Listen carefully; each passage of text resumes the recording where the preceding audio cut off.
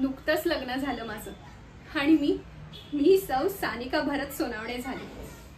आयुष्य असं प्रेमाच्या हिंदोळ्यावर झुलत होतं।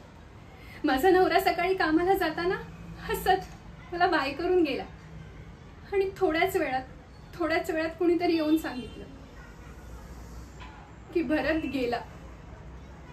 आयुष्यातली सगळी स्वप्न कोणीतरी एका क्षणात चिरडून टाकली असं वाटलं। पण ह्या सगळ्याला दोषी कोण?